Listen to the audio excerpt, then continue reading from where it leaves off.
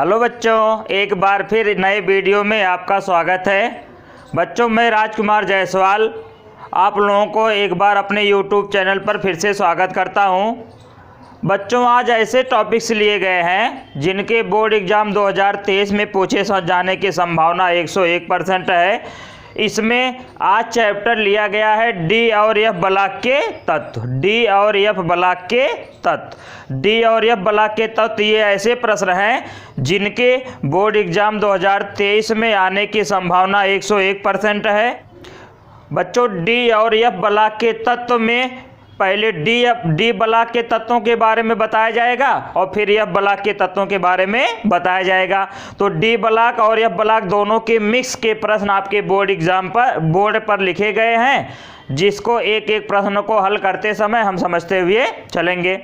अगर यदि आप पहली बार हमारे चैनल पर आए हों तो प्लीज़ चैनल को सब्सक्राइब करिए। वीडियो अंत में यदि अच्छा लगेगा तो वीडियो को लाइक करिएगा, अपने मित्रों तक शेयर करिएगा। देखते हैं अगला पहला प्रश्न क्या है। पहला प्रश्न बहुविकल्पी प्रश्न के रूप में लिया गया है, जिसमें से दो प्रश्न हैं। कभी कभी ये पूछे जा सकते, तो इसमें दिया क्या क्या है?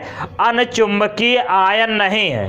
अनचुंबकीय आयन नहीं है। तो इसमें दिया कौन कौन सा तत्व है? जिंक, निकिल, कॉपर और मैग्नीज। सब पर 2-2 प्लस है। तो अनचुंबकीय आयन यानी चुंबकीय और अनचुंबकीय आयन कहते किसे हैं, पहले ये हम जान लेते हैं। चुंबकीय आयन किसे कहते हैं? कि वे आयन जिनके पास युग्मित इलेक्ट्रॉन होता है। वे आयन जिनके पास युग्मित इलेक्ट्रॉन होता है वे प्रचुंबकीय होते हैं, और जिनके पास अयुग्मित इलेक्ट्रॉन होता है वे अनचुंबकीय होते हैं। तो देखते हैं इसमें से कौन सा तत्व है। जैसे जिंक ले लें तो जिंक का एटॉमिक नंबर 30 होता है। इसका इलेक्ट्रॉनिक विन्यास करेंगे तो क्या आएगा? 1s2 2s2 2p6 3s2 3p6 4s2 3d10। ये कितना हो गया? 30। 2 2 4 6 10 2 12 6 18 2 20 10 है 30। जिंक का ये इलेक्ट्रॉनिक कॉन्फ़िगरेशन हो गया। लेकिन यहाँ जिंक पर 2 प्लस है। जिंक पर क्या है? 2 प्लस है। तो 2 प्लस होने का मतलब है कि इसने बाह्य कोश से 2 इलेक्ट्रॉन त्याग दिया, और बाह्य कोश से जब 2 इलेक्ट्रॉन त्याग देगा तो बाह्य कोश यहाँ पर 4s2 आएगा। क्या आएगा? 4s2। तो यहाँ से 2 इलेक्ट्रॉन त्याग देगा तो इसका क्या बनेगा? 1s2 2s2 2p6 3s2 3p6 और 3d10। अब यहाँ पर अंतिम इलेक्ट्रॉन डी में है, तो डी में कितने ऑर्बिटल बनते हैं? डी उपकोष में कितने ऑर्बिटल बनते हैं? 5। 1 2 3 4 और 5। कितने इलेक्ट्रॉन भरने हैं? 10। पहला इलेक्ट्रॉन, दूसरा, तीसरा, चौथा, पांचवा, छठवां, सातवां, आठवां, 9वां और 10वां। यानी इसमें जो अयुग्मित इलेक्ट्रॉन बन रहा है वो अयुग्मित इलेक्ट्रॉन बराबर क्या है? 0। और जब अयुग्मित इलेक्ट्रॉन बराबर 0 है यानी अणुचुंबकीय नहीं है, तो इसमें कौन सा विकल्प सही है? पहला वाला विकल्प सही है, ये अणुचुंबकीय नहीं है। दूसरा क्वेश्चन क्या है? रंगहीन आयन है। रंगहीन आयन है। अब ये रंगीन आयन क्या होते हैं और रंगहीन आयन क्या होते हैं? तो इसमें बताया गया है कि जिनके डी ऑर्बिटल पूर्ण रूप से भरे होते हैं वे रंगहीन होते हैं, और जिनके डी ऑर्बिटल पूर्ण रूप से नहीं भरे होते हैं वे रंगीन होते हैं। तो हम देखते हैं इसमें किनके डी ऑर्बिटल पूर्ण रूप से भरे हैं और किनके डी ऑर्बिटल पूर्ण रूप से नहीं भरे हैं। तो देखिए इसमें दिया क्या है? इसमें आयरन दिया है, निकिल दिया है, और क्या दिया है? कॉपर दिया है, और कॉपर पे 1 प्लस और कॉपर पे 2 प्लस दिया है। तो आयरन Fe, पहले Fe देखते हैं। Fe का कितना होता है? 26। इलेक्ट्रॉनिक विन्यास करेंगे तो 1s2 2s2 2p6 3s2 3p6 4s2 3d कितना हो गया? 2 2 4 6 10 2 12 6 18 2 20 20 6 26 हो गया। लेकिन अब यहाँ Fe पर कितना प्लस है? 3 प्लस है। कितना प्लस है? 3। और जब Fe पर 3 प्लस हम लगा देंगे तो यहाँ पर 26 के स्थान पे 23 का किया जाएगा, और 23 का करने के लिए कितना आएगा? ये 4s2 चला जाएगा, ये 4s2 भी चला जाएगा। और ये 3D कितना आएगा, 3 आएगा। और डी में कितने इलेक्ट्रॉन बनेंगे, 3।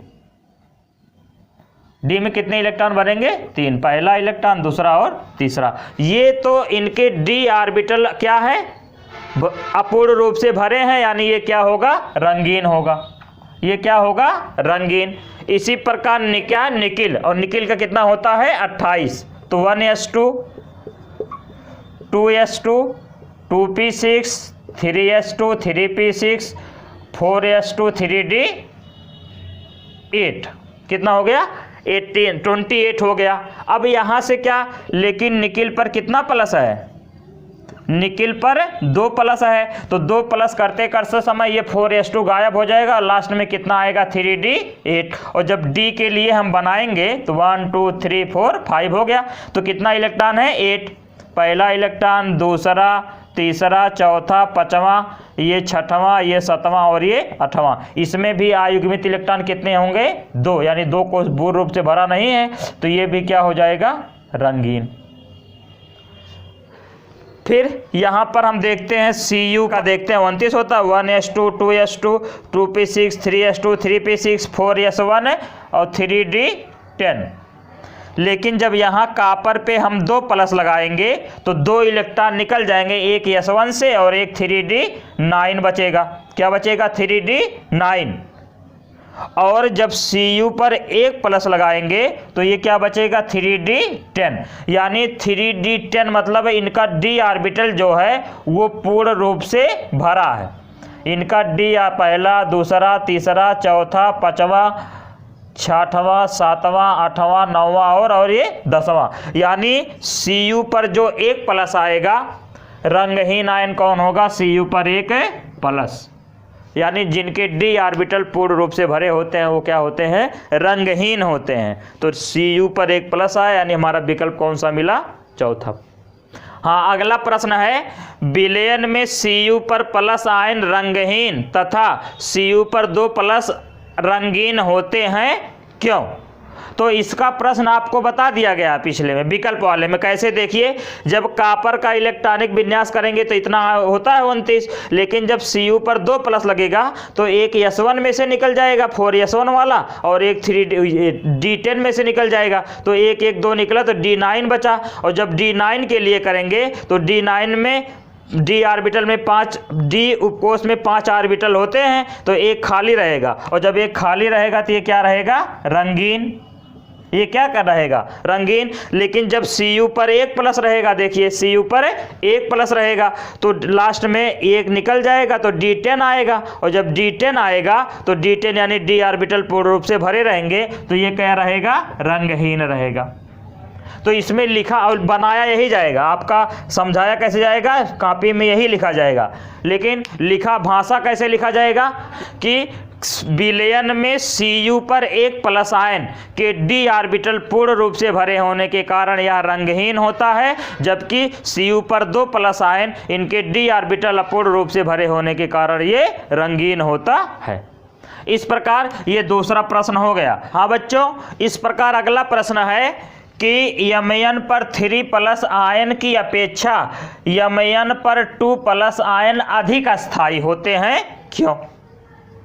तो इसमें बताया गया है कि जिनके ऑर्बिटल पूर्ण रूप से भरे हों, चाहे वो 1 इलेक्ट्रॉन द्वारा भरे हों चाहे 2 इलेक्ट्रॉन द्वारा भरे हों, अगर 1 इलेक्ट्रॉन द्वारा पूर्ण रूप से भरे होते हैं तब भी अधिक अस्थायी होंगे, और अगर 2 इलेक्ट्रॉन द्वारा पूर्ण रूप से भरे होते हैं तो भी अस्थायी होंगे। लेकिन जिनके ऑर्बिटल पूर्ण रूप से नहीं भरे होते हैं वो क्या होते हैं, अस्थायी होते हैं। तो इसका भाषा क्या लिखा जाएगा, Mn आयन की अपेक्षा Mn2 आयन अधिक अस्थायी होते हैं, क्यों? यानी ये कम अस्थायी होता है और ये क्या होता है, अधिक अस्थायी होता है, क्यों? तो इसमें लिखा जाएगा कि Mn पर 3 प्लस आयन के डी ऑर्बिटल अपूर्ण रूप से भरे होते हैं, जबकि Mn पर 2 प्लस आयन के डी ऑर्बिटल 1 1 इलेक्ट्रॉन द्वारा पूर्ण रूप से भरे होते हैं। इसलिए Mn पर 2 प्लस अधिक अस्थायी होता है, जबकि Mn पर 3 प्लस कम अस्थायी होता है। कैसे, अब ये आपको देखना पड़ेगा। जैसे Mn ले लें, Mn का कितना होता है 25, एटॉमिक नंबर 25 होता है। तो करो इलेक्ट्रॉनिक विन्यास 1s2 2s2 2p 6 3s2 3p 6 4s2 3d 5। अब आप लोग सोच रहे होंगे ये कहाँ है, हम 4s2 पहले लिखते हैं 3d बाद में। तो एक नियम है आहबाव नियम। तो इलेक्ट्रॉनिक किसी भी तत्व का इलेक्ट्रॉनिक विन्यास जब किया जाता है तो आहबाव नियम से किया जाता है और आहबाव नियम से ये इलेक्ट्रॉनिक विन्यास हुआ है। अब देखते हैं यहाँ पर डी में तो पूर्ण रूप से ऐसे 5 इलेक्ट्रॉन हैं। कितने हैं 5, 1 2 3 4 5। कितने भरे हैं 5, पहला इलेक्ट्रॉन, दूसरा, तीसरा, चौथा और ये 5वां। हाँ, आप कभी कभी ये भी सोचते होंगे कि ये काहे 5 है, 2 यहाँ भर दे, 2 यहाँ भर दे, 2 यहाँ, तो यानी 5 हमारा हो जाएगा। लेकिन एक नियम है हुंड का नियम। कौन सा नियम है, हुंड का नियम। जब हम ऑर्बिटल में इलेक्ट्रॉन को भरते हैं तो वो नियम कहलाता है हुंड का नियम। सबसे पहले अयुग्मित इलेक्ट्रॉन भरते हैं, फिर उसको डबल करते हैं यानी युग्मित करते हैं। तो देखिए ये हो गया। अब कह रहा है Mn पर 3+। कौन Mn पर है 3+। Mn पर 3+ के लिए जब इलेक्ट्रॉनिक विन्यास करेंगे तो 1s2 2s2 2p6 3s2 3p 6 3d। अब देख लिए 25 में से 3 इलेक्ट्रॉन निकलना है तो 2 इलेक्ट्रॉन यहाँ से निकल गया 4s2 में से और 3 इलेक्ट्रॉन यहाँ से निकल गया, तो क्या बचेगा, सॉरी 2 इलेक्ट्रॉन यहाँ से निकल गया, 1 इलेक्ट्रॉन यहाँ से, तो क्या बचेगा d4। अब इसका जब बनाओगे 1 2 3 4 5, तो कितना भरना है 4, 1 2 3 4। अब इनके देखिए डी ऑर्बिटल पूर्ण रूप से भरे नहीं है, ये खाली है कि नहीं। और जब यहीं पर जब हम Mn पर 2+ के लिए लगा देंगे, Mn पर 2+ के लिए 1s2 2s2 2p 6 3s2 3p 6 और 3d। अब देखिए 2+ है यानी 25 होता है, 2 इलेक्ट्रॉन निकल गया 23 का, तो ये 4s2 यानी यहाँ से 2 इलेक्ट्रॉन निकल जाएंगे तो बनेगा क्या 3d5। क्या बनेगा 3d5। और इसके लिए तब क्या बन जाएगा 1 2 3 4 5, 5 भरो 1 2 3 4 और 5। अब ये इसमें देखिए पूर्ण रूप से भरा है तो ये क्या है अधिक अस्थाई है। इनकी संरचना क्या होगी अधिक अस्थाई और ये क्या होगा कम अस्थाई। तो इसका आंसर यही है कि Mn पर 3+ के d ऑर्बिटल अपूर्ण रूप से भरे होने के कारण कम अस्थाई होते हैं, जबकि Mn पर 2+ के d ऑर्बिटल एक इलेक्ट्रॉन के पूर्ण रूप से भरे होने के कारण अधिक अस्थाई होते हैं। अगला प्रश्न है लैंथेनाइड संकुचन किसे कहते हैं। यह लैंथेनाइड संकुचन है क्या है। तो ये F ब्लॉक का प्रश्न है। F ब्लॉक में परिभाषा F ब्लॉक का क्या है कि जिन तत्वों के अंतिम इलेक्ट्रॉन बाह्य कोश से 2 पिछले कोश के F कोश में प्रवेश करते हैं उन्हें F ब्लॉक का तत्व कहते हैं।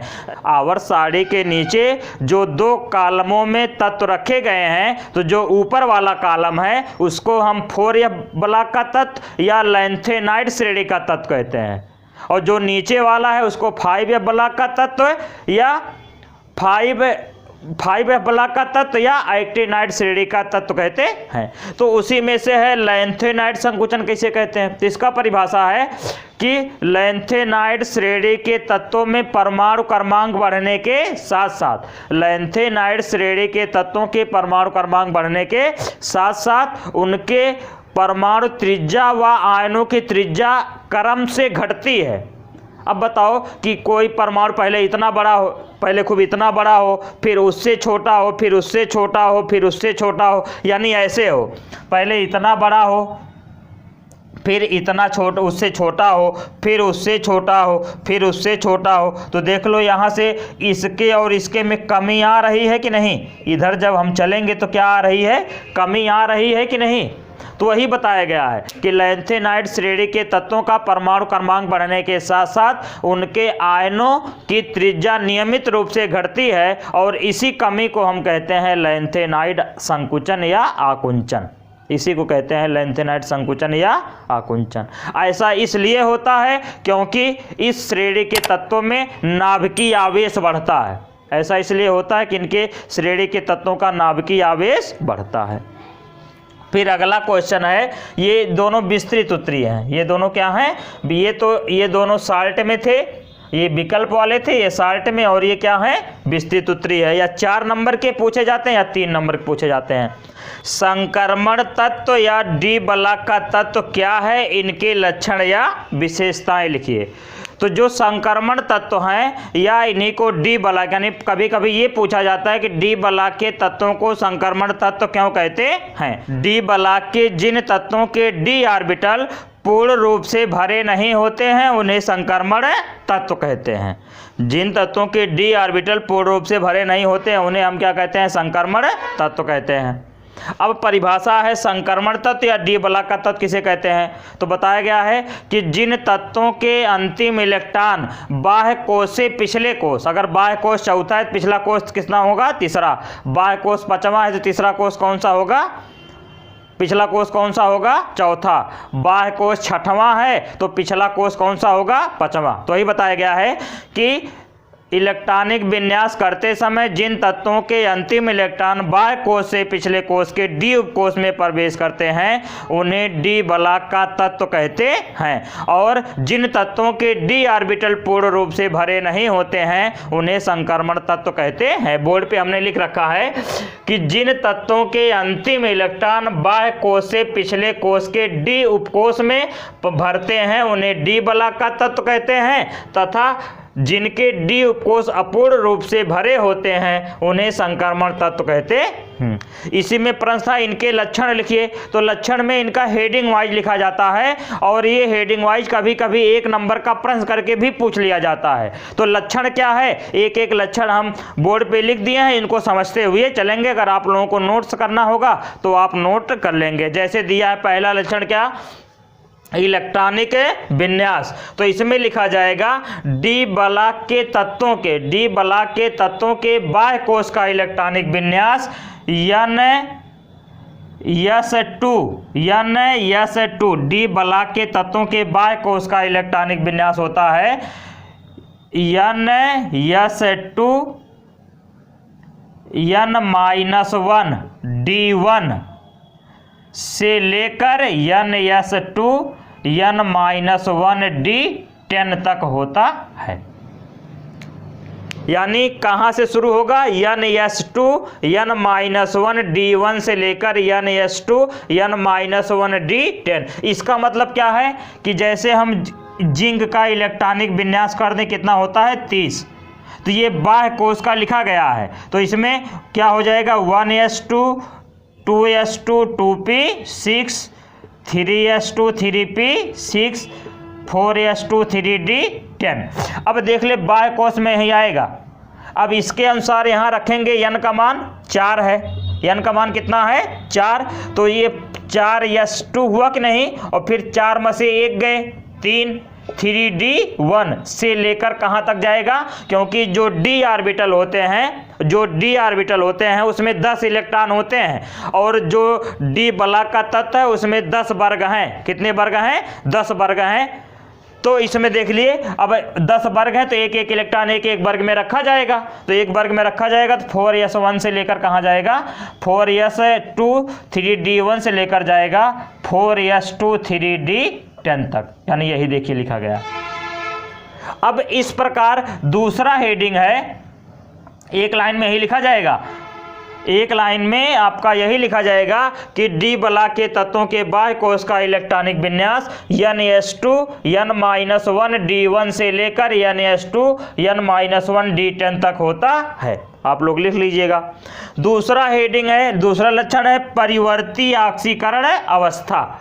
तो इसमें क्या बताया जाएगा कि डी ब्लॉक के तत्वों में कुछ तत्वों के डी ऑर्बिटल पूर्ण रूप से भरे नहीं होते हैं, और जब पूर्ण रूप से भरे नहीं होते हैं तो ये परिवर्ती संयोजकता या ऑक्सीकरण अवस्था प्रदर्शित करते हैं। जैसे Cu पर 1 प्लस, Cu पर 2 प्लस, Fe पे 3 प्लस, Fe पे 2 प्लस। अब देख लिए, अगर इसकी ऑक्सीकरण अवस्था देखेंगे तो +1, इसकी ऑक्सीकरण अवस्था +2, इसकी ऑक्सीकरण अवस्था +3, इसका +2।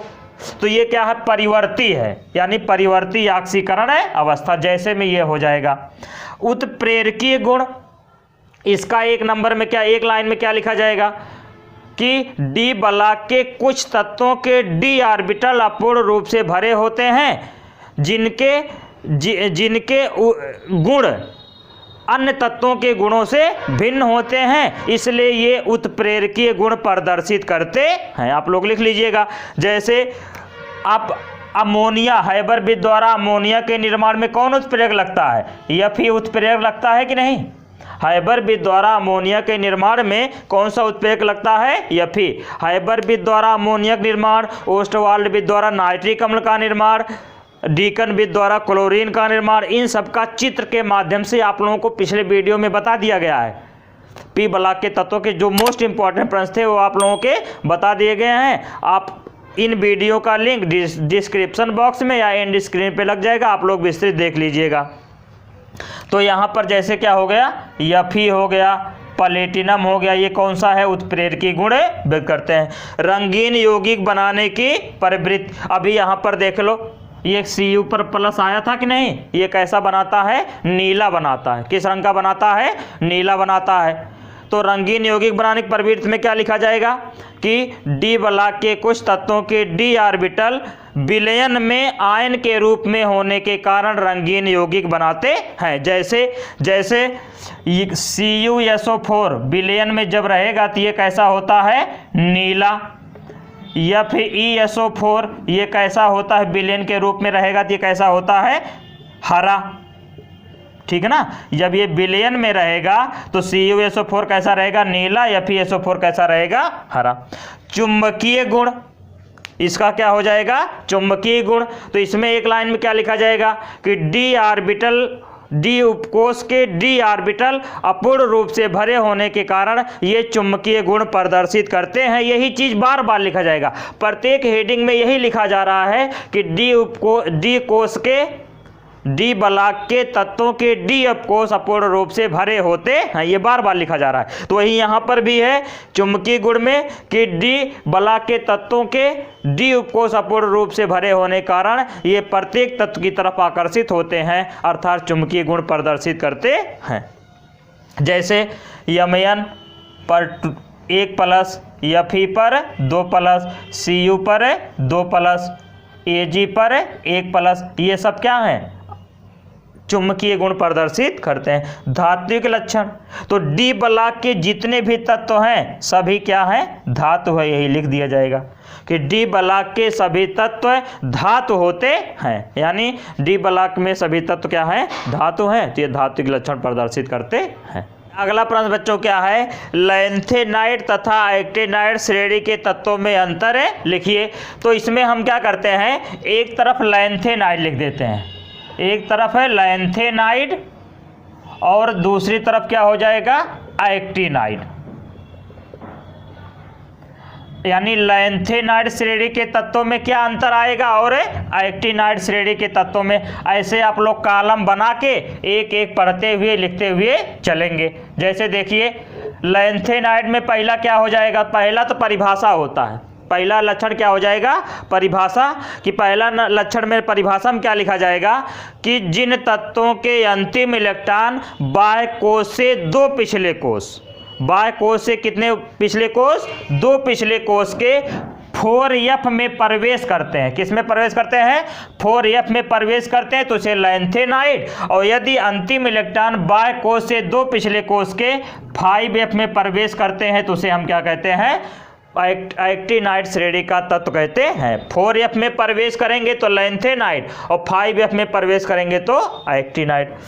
दूसरा नंबर है, दूसरे नंबर में क्या लिखोगे आप लोग, दूसरे नंबर में लिखा जाएगा कि इनकी ऑक्सीकरण अवस्था, यानी लैंथेनाइड श्रेणी के तत्वों की ऑक्सीकरण अवस्था +2, +3 और +4 तक होता है। लेकिन एक्टिनाइड में +2 से लेकर कहां तक होता है, +6 तक होता है।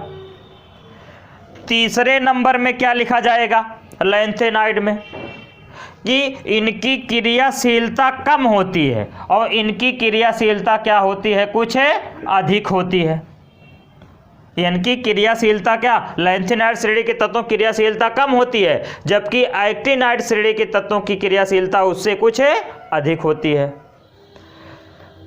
चौथा नंबर, लैंथेनाइड श्रेणी के तत्वों की उपसह संयोजकता 6 होता है और एक्टिनाइड श्रेणी के तत्वों की उपसह संयोजकता ये 6 से लेकर कहाँ तक होता है, 12 तक होता है। पांचवा नंबर क्या हो जाएगा, पांचवें नंबर में लैंथेनाइड श्रेणी के जितने भी तत्व हैं, लैंथेनाइड श्रेणी के सभी जितने भी तत्व हैं, इसमें से सभी लगभग प्रकृति में पाए गए हैं। सभी क्या हैं, प्रकृति में पाए गए हैं। और एक्टिनाइड के जितने भी सभी तत्व हैं लगभग वो कृत्रिम तरीके से बनाए गए हैं।